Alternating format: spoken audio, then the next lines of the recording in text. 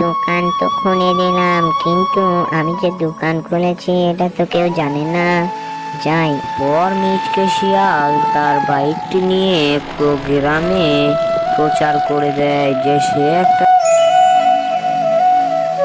আরে যাই, আমি গ্রাম থেকে এক পা ঘুরে আসি, দেখি কার কি অবস্থা।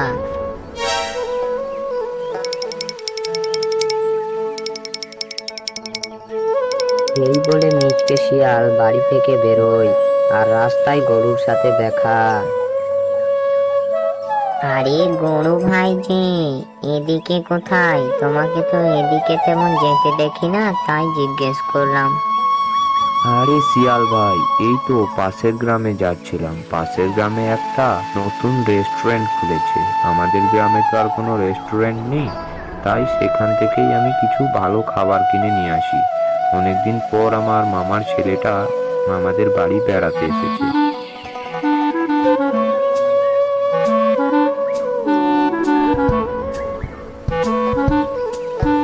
আরে ব্যাপারটা তো ভেবে দেখার বটে। আমাদের গ্রামে তো একটাও রেস্টুরেন্ট নেই। কেমন হবে যদি আমি আমাদের গ্রামে একটা রেস্টুরেন্ট খুলি ছোট? তাহলে বোধহয় ভালোই বিক্রি হবে। যাই, আমি আমার জমানো টাকা দিয়ে রেস্টুরেন্টটা খুলে ফেলি, যা হয় পরে দেখা যাবে। এরপর মিচকে শিয়াল বাড়িতে যায়, আর বাড়ি থেকে কিছু টাকা নেয়। আর টাকা নেওয়ার পর সে বাজারে চলে যায়। বাজারে গিয়ে সে রেস্টুরেন্টের জন্য প্রয়োজনীয় জিনিসপত্র কিনতে থাকে, আর ততক্ষণে রাত হয়ে যায়। পরের দিন সকালে মিচকে শিয়াল জঙ্গলের একটা সুন্দর জায়গায় তার ঠেলা লাগিয়ে দিয়েছিল। আরে দোকান তো খুলে দিলাম, কিন্তু আমি যে দোকান খুলেছি এটা তো কেউ জানে না। যাই, আমি গাড়িটা নিয়ে প্রচার করে দিয়ে আসি। এরপর মিচকে শিয়াল তার বাইকটি নিয়ে পুরো গ্রামে প্রচার করে দেয় যে সে একটা নতুন রেস্টুরেন্ট খুলেছে।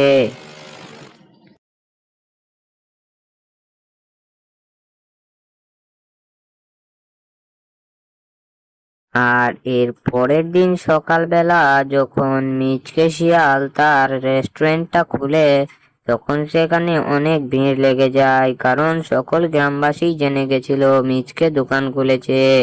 তাই মিচকে শিয়ালের অনেক ভালো বিক্রি হয়, আর মিচকে শিয়াল কাজ শেষ করে বাড়ি ফিরে যায়।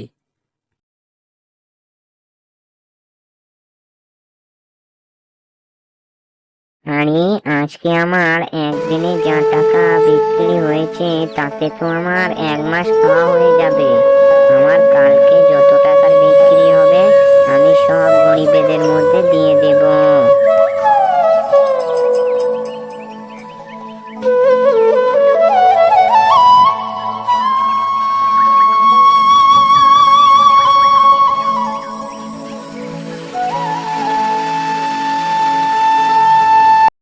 আরে তাই তো, তুই তো তাহলে কাল আমাকে সত্যিই বলছিলি। হ্যাঁ, পিঙ্কি ঠিকই বলেছে। আমি হলাম জাদু নেকলেস গাছ। পিঙ্কির সৎ এবং ভালো মনের জন্যই আমি এখানে এসেছি। এবার থেকে তোমরা যত ইচ্ছা তত নেকলেস পরতে পারবে এবং বিক্রি করতে পারবে। মা,